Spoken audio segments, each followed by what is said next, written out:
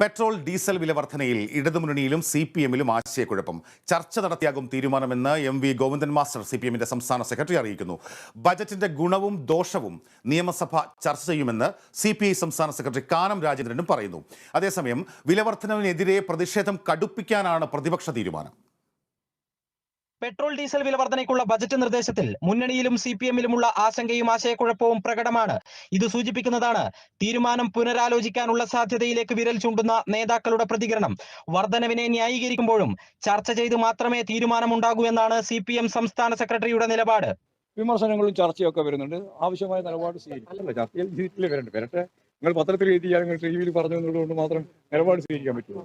ആവശ്യമായ നിലപാട് നമുക്ക് സ്വീകരിക്കാം. CPI സംസ്ഥാന സെക്രട്ടറി കാനം രാജേന്ദ്രനും തീരുമാനം അന്തിമമല്ലെന്ന് വിശദീകരിച്ച് പ്രതിഷേധങ്ങളെ കണ്ണടച്ചെതിർക്കാൻ തയ്യാറായില്ല.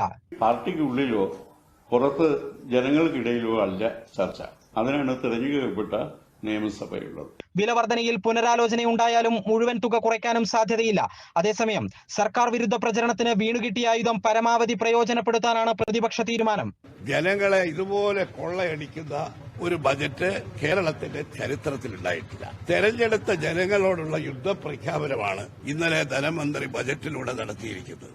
സംസ്ഥാനത്ത് ഇന്ന് കരിദിനം ആചരിച്ച കോൺഗ്രസ് 6-ന് കലക്ടറേറ്റുകളിലേക്ക് മാർച്ച് നടത്തും. തുടർ സമര പരിപാടികൾ തിങ്കളാഴ്ച UDF യോഗം ചേർന്ന് തീരുമാനിക്കും. Kerala vision news, Thiruvananthapuram.